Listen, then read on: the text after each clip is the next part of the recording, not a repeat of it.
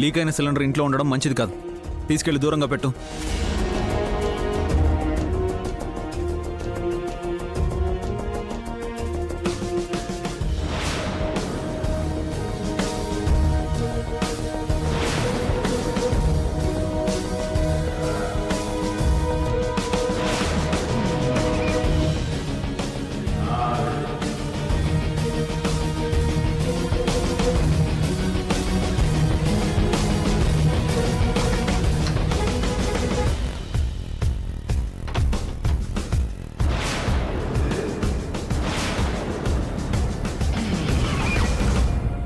ఏమైంది నాన్న? సిలిండర్ మీద క్యాప్ బానే ఉంది, మరి ఎలా లీక్ అయిందో అర్థం కావడం లేదు. జయరామ్, ఇక నుంచి ఎక్స్ట్రా సిలిండర్లు ఏవి వంటగదిలో కానీ స్టోర్ రూమ్లో కానీ పెట్టించొద్దు. బయట పెట్టించు. అలాగే అన్నయ్య. అవును మోహిని, తలుపు తెరిచే ఉంది కదా, మరి బయటికి ఎందుకు రాలేదు? డోర్లు క్లోజ్ అయ్యాయి. నేను తెరవడానికి ప్రయత్నించాను, కానీ ఓపెన్ అవ్వలేదు. ఓపెన్ అవ్వలేదా? అంటే అవి పాత తలుపులు కదా నాన్న, అందుకే అప్పుడప్పుడు అవి తెరుచుకోవడం లేదు. కార్పెంటర్ని పిలిపించి ఒకసారి చూపించాలి. జయరామ్, ఒకసారి ఆ పని చూడు. అలాగే అమ్మా. ఏది ఏమైనా నా కోడలి అదృష్టం బాగుంది కాబట్టి ఈ గండం గట్టెక్కింది. మోహిని, ముందు నువ్వు రిలాక్స్ అవ్వు. సరే, వదిన పైకి తీసుకెళ్ళు. అలాగే అన్నయ్య. లేమ్మా.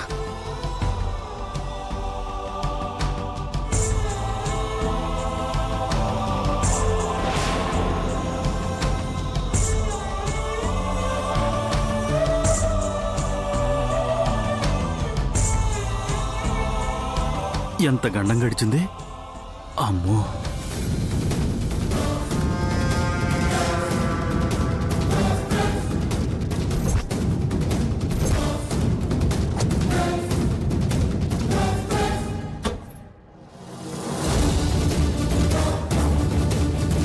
నీ అవసరం ఉన్నప్పుడు పిలుస్తాను. నువ్వు అర్జెంటుగా ఇక్కడి నుంచి వెళ్ళు. అలాగేనమ్మా.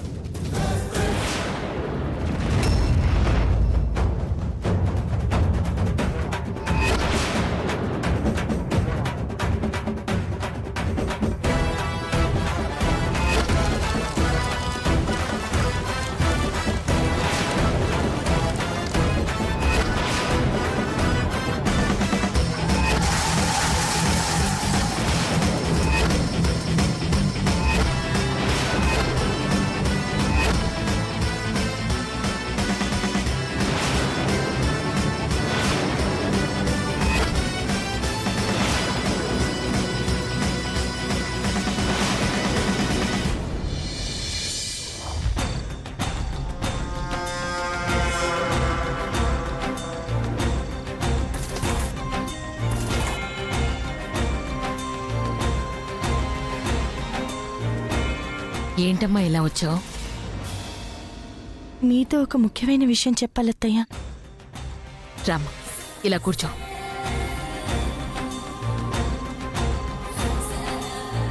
చెప్పమ్మా. నన్నెవరో చంపాలని చూస్తున్నారత్తమ్మా.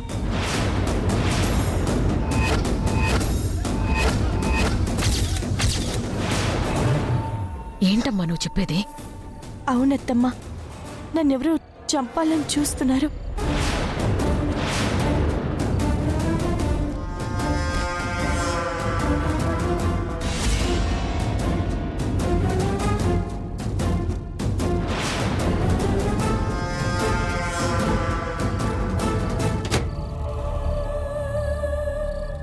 ఏంటమ్మా, నిన్ను చంపాలని చూడ్డమేంటి?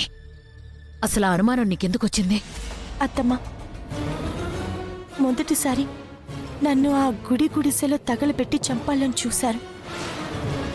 ఆ తర్వాత నేను ఆయన కారులో వస్తుంటే బ్రేకులు తీసేసి చంపాలని చూశారు. ఈరోజు గ్యాస్ లీక్ చేసి చంపాలని చూశారు. ఇవన్నీ తలుచుకుంటుంటే నన్నెవరో చంపాలని చూస్తున్నారని నాకు అర్థమైంది. నీకు ఎవరి మీదైనా అనుమానం ఉందమ్మా?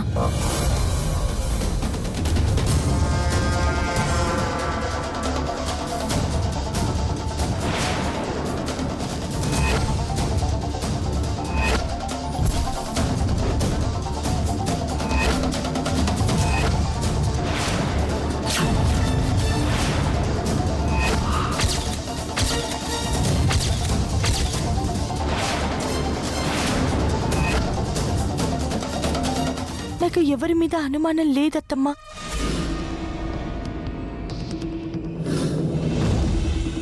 అవును, ఈ విషయం వాసుకేమైనా చెప్పావా?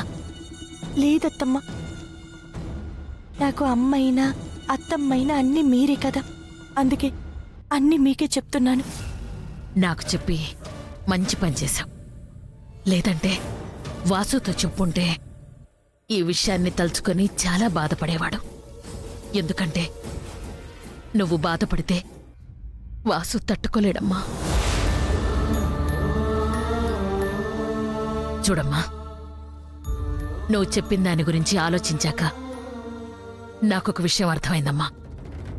ఆ రోజు గుళ్ళో మీ ఊరి వాళ్ళు ఎవరో నిన్ను చంపాలని చూసింది నిజం. ఎందుకంటే అప్పటికే నీ మీద కోపంతో ఒకడు నింద వేశాడు. తరువాత గుడిసెని తగలబెట్టాడు.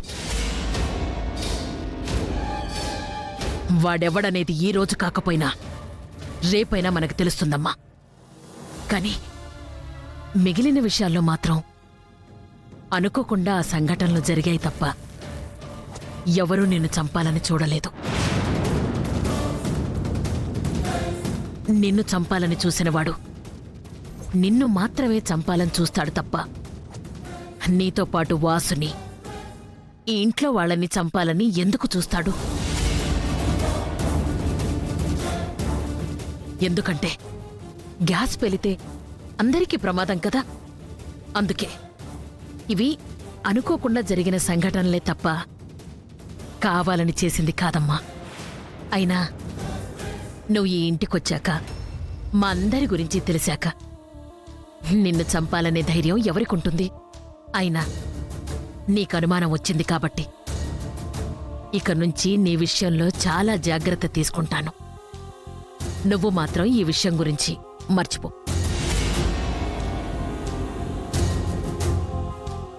నువ్వు ఈ ఇంటికి కాబోతున్న కోడలివి.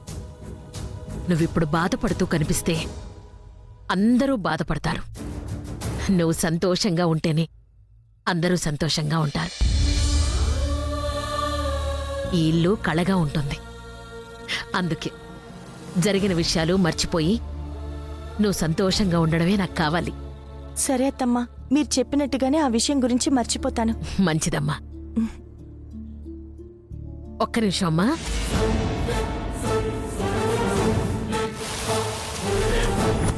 ఇక నుంచి నువ్వు ఏ విషయం చెప్పాలనుకున్నా నాకే చెప్పమ్మా. అలాగే అత్తయ్య.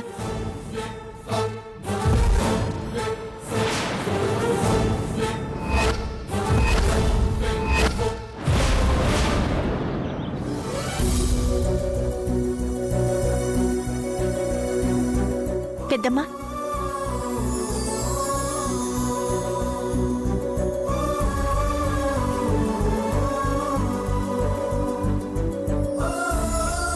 పెద్దమ్మా ఎలా ఉన్నావు? నేను బాగున్నానమ్మా. నువ్వెలా ఉన్నావు? నేను కూడా బాగున్నాను పెద్దమ్మా. మీరందరూ ఎలా ఉన్నారు? బాగున్నావమ్మా, బాగున్నాం. అందరూ కూర్చోండి, కాఫీ తీసుకొస్తాను. అవసరం లేదు.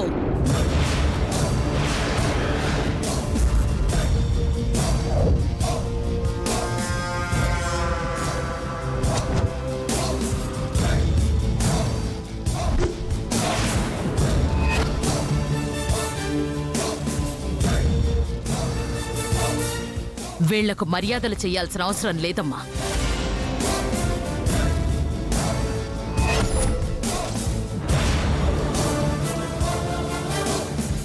అతిథులకి, మన మంచి కోరేవారికి మనం మర్యాదలు చెయ్యాలి గాని శత్రువులకి, మన చావు కోరుకున్న వాళ్ళకి మర్యాదలు చెయ్యాల్సిన అవసరం లేదమ్మా. అసలు వీళ్ళని ఇంట్లోకి రానివ్వడమే తప్పు. ఆ రోజే మీ అందరికీ చెప్పాను, ఇంకెప్పుడు నా కోడల్ని చూడ్డానికి, మాట్లాడ్డానికి వీల్లేదని. గుర్తులేదా? అసలు మీ నీడ, గాలి కూడా తనకి సోక్కూడదని ఇక్కడికి తీసుకొచ్చారు. మళ్ళీ మీరంతా ఎందుకొచ్చారు? ఓహో, తన్ని చంపాలనుకున్న మీ ఆశయం ఇంకా తీరలేదు కాబట్టి ఇక్కడ తీర్చుకుందామని వచ్చారా? అమ్మా అలా అనకండి అమ్మా. గతంలో జరిగిన పరిస్థితుల వల్ల మీరలా అంటున్నారని అర్థమైంది. కానీ ప్రేమతో పెంచుకున్న ఈ చేతులతో తనను చంపుకునే అంత కసాయి వాళ్ళం కాదమ్మా. తను అనాథ పిల్ల అయినా మా ఊరి వాళ్ళందరికీ కావలసిన పిల్లమ్మ. అందుకే తను ఒక్కసారి చూద్దామని వచ్చాం.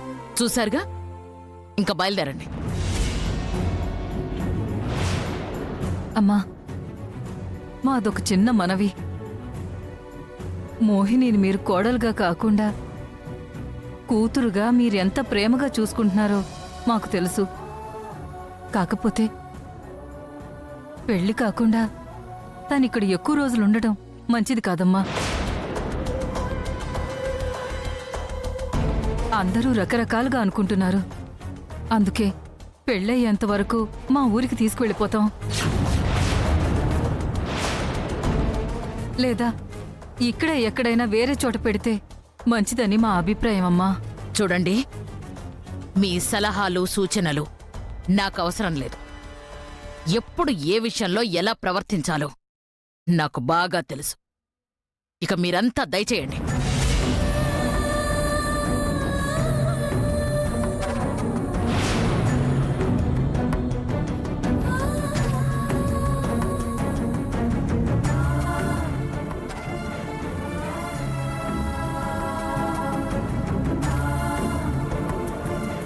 నమస్కారం బాబు. నమస్కారం బాబు. నమస్కారం బాబు.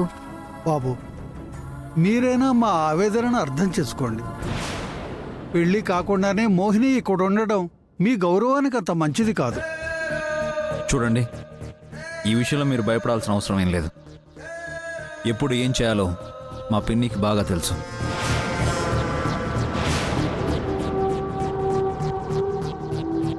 తను ఏ పని చేసినా అందరూ మాకు చేతులెత్తి నమస్కారం పెడతారే తప్ప వేలెత్తి చూపించే అవకాశం రానివ్వదు.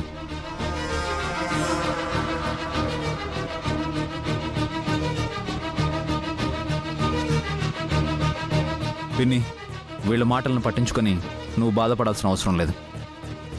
తొందరపడి నిర్ణయం తీసుకోవాల్సిన అవసరం లేదు. కాకపోతే వాళ్ళు చెప్పిన దాంట్లో కూడా కొంచెం అర్థం ఉంది పిన్ని. మాకు పెళ్లి కాకుండా మోహిని ఎక్కువ రోజులు ఇక్కడ ఉండడం అంత మంచిది కాదని నాకు అనిపిస్తుంది.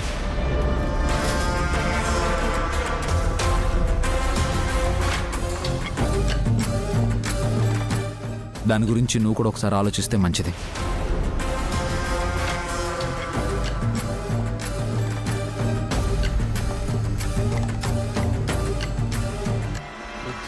నాన్నా, వీళ్ళు చెప్పకముందే మీ పెళ్లి గురించి ఆలోచించి లగ్నపత్రికలు రాయించడానికి పంతులు గారికి కబురు చేశాను. కాకపోతే రేపు మంచి రోజు కాబట్టి రేపొస్తామని చెప్పారు.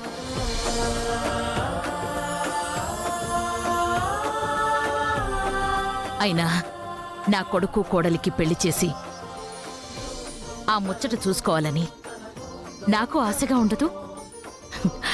ఆ రోజు కోసమే ఎదురు చూస్తున్నాను నాన్న.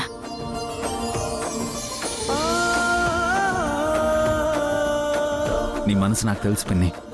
అందుకే నీ ప్రేమ, ఆశీర్వాదం అన్నీ నాకెప్పుడూ శ్రీరామ రక్షగా ఉంటాయి. చూడండి, నా విషయంలో ఎప్పుడు ఏం చేయాలో మా పిన్నికి బాగా తెలుసు. ఇప్పటికైనా తన మనసేంటో మీ అందరికీ బాగా అర్థమైంది కదా. ఇక సంతోషంగా బయలుదేరండి. సరే బాబు. సరే వస్తాం బాబు. బాబు. వస్తాం బాబు. మంచిది. వస్తామమ్మా.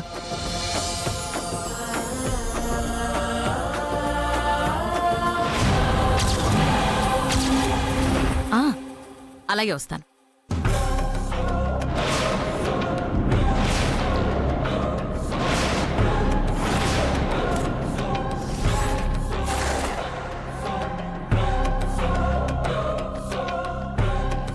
ఏంటందరూ ఇక్కడికొచ్చారు? అక్క, నువ్వు చేసేది మాకేం అర్థం కావట్లేదు. అసలు పెళ్లికి ముందే మోహినిని చంపాలని మనం నిర్ణయించుకున్నాం కదా.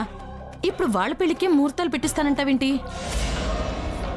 అంటే చంపడని చేత కాదని నిర్ణయించుకుని వాళ్ళిద్దరికి పెళ్లి చేసి వాళ్ళకి పుట్టే పిల్లలతో ఉయ్యాలా జంపాలా అని పాటలు పాడదాం అనుకుంటున్నావా? ఏంటమ్మా పిన్ని అక్క అడుగుతుంటే ఏం సమాధానం చెప్పవేంటి? ఏంటి అత్తయ్య గారు, ఏం చెప్పాలా అని ఆలోచిస్తున్నారా, లేకపోతే ఎందుకు ఇలా చేస్తున్నానా అని ఆలోచిస్తున్నారా?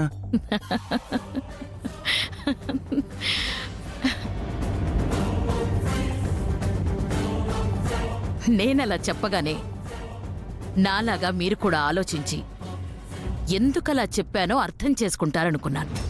కానీ నలుగురికి తలొంది కానీ మెదడు లేదన్న విషయం అర్థమైంది.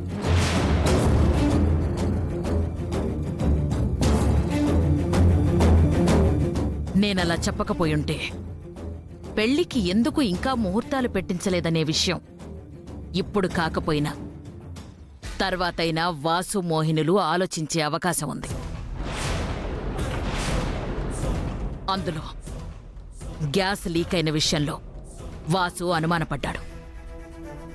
మోహిని కూడా తన్ని ఎవరో చంపుతున్నారన్న అనుమానానికొచ్చింది. అనుమానం ఒక్కసారి మొదలైందంటే అది అంతమవ్వడం చాలా కష్టం. దాని మూలంగా మన ఒక్కొక్కరి నిజస్వరూపాలు బయటపడే అవకాశం ఉంది. అందుకే వాళ్ళ అనుమానాల్ని తీసేయాలన్న ఉద్దేశంతోనే ఈ లగ్నపత్రిక కార్యక్రమానికి ఒప్పుకున్నాను. ఇప్పుడు వాళ్ళిద్దరూ పెళ్లి గురించి తప్ప దేని గురించి ఆలోచించరు.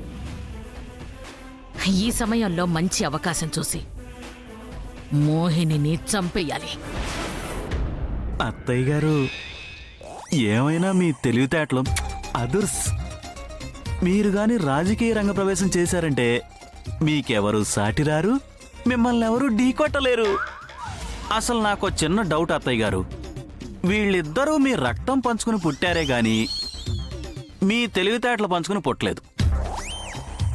అలా మీ తెలివితేటలు పంచుకుని పుట్టుంటే వీళ్ళు కూడా మీ అంత రేంజ్లో ఆలోచించేవాళ్ళు. పొగడ్తలు చాలుగాని ఇక నుంచి అందరూ జాగ్రత్తగా ఉండండి. ఈ పెళ్లి కార్యక్రమం జరుగుతున్న టైంలో ఏ అవకాశం వచ్చినా మన మోహిని అంతు చూడాలి. అలాగే అక్క. జయరాం, రేపు లగ్నపత్రిక రాయడానికి పంతులు గారికి కబురు చేయి. అలాగే అమ్మా.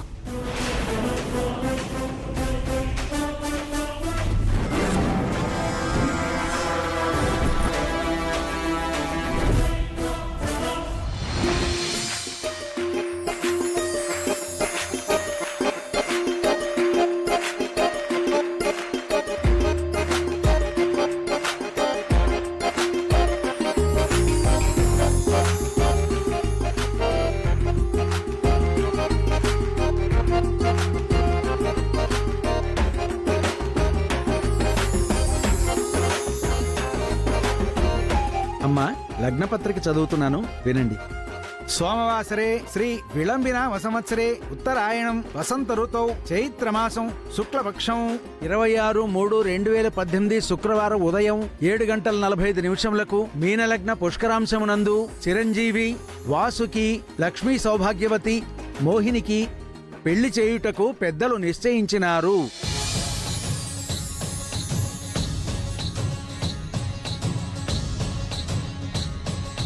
అమ్మా, ఈ లగ్నపత్రికని ఆడపెళ్లి వారికి ఇవ్వండమ్మా.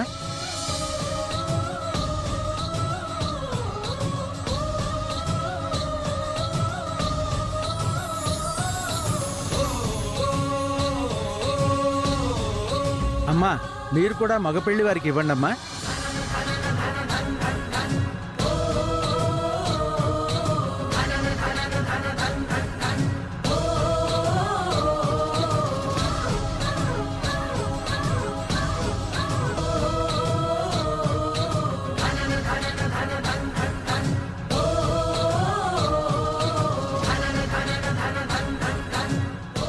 ఆశీర్వాదం తీసుకోండి నాన్న.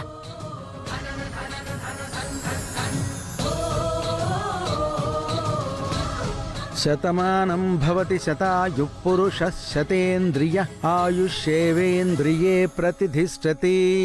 శీఘ్రమేవ కళ్యాణ ప్రాప్తిరస్తు. అమ్మా రాజేశ్వరీదేవి గారు, ఇక మేము బయలుదేరతాం. మంచిది.